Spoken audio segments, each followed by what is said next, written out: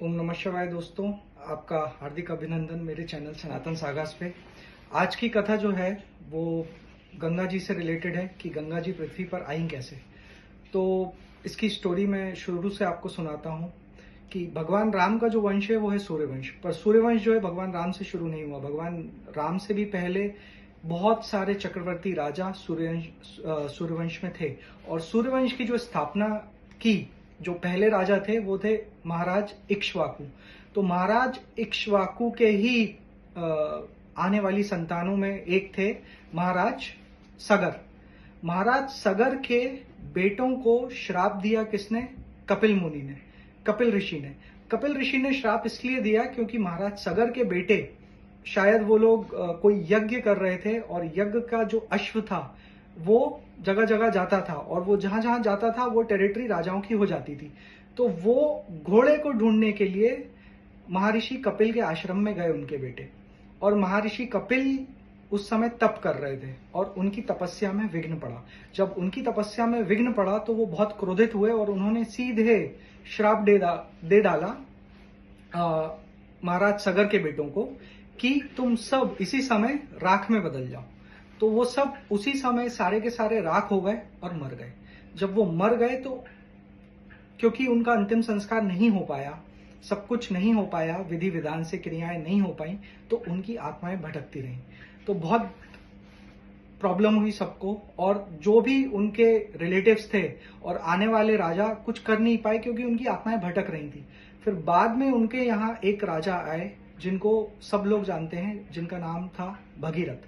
तो भगीरथ ने निश्चय किया कि मैं राजपाट सब त्याग दूंगा जब तक मैं अपने पूर्वजों की आत्माओं को शांति नहीं पहुंचाऊंगा। तो उन्होंने एक बहुत कठिन तपस्या करने का निश्चय किया क्योंकि किसी ने उन्हें बताया कि इनकी राख केवल और केवल जब गंगा का पानी आएगा तब इनको मुक्ति मिलेगी। जब इनकी राख को गंगा में प्रवाहित किया जाएगा या गंगा इनकी राख को धो देगी तभी इनकी आत्माओं को शांति मिलेगी। अब उस समय गंगा जी रहती थी स्वर्ग में, भगवान ब्रह्मा जी के कमंडल में। तो उन्होंने निश्चय किया कि मैं बहुत कठिन तपस्या करूंगा भगवान ब्रह्मा की। तो उन्होंने कठिन तपस्या चालू करी। वर्ष बीते, बहुत वर्ष बीते। बहुत ही कठिन तपस्या के बाद भगवान ब्रह्म जो है वो प्रसन्न हुए और आए।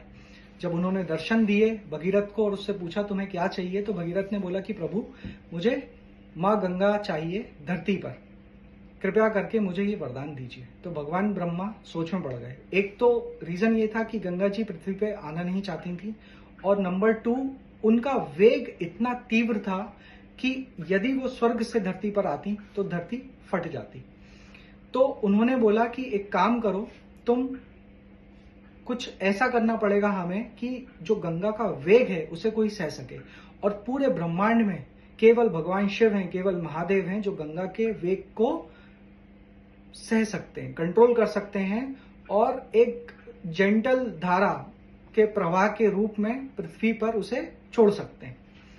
तो अब भगीरथ एक तपस्या कर चुके थे, अब उन्हें दूसरी तपस्या की तरफ जाना पड़ा। अब वो भगवान शिव की तपस्या करने लगे। भगवान शिव की तपस्या करते भी उन्हें वर्ष बीत गए।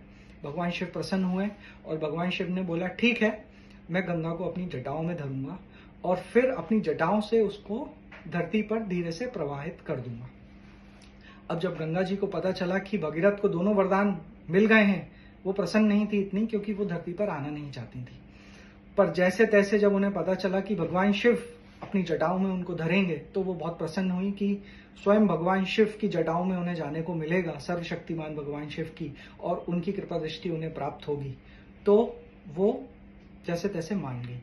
जब वो आई तो उनका वेग इतना तीव्र था, इतना तीव्र उनका वेग था कि केवल भगवान शिव ही अपनी जटाओं में उनको ले पाए।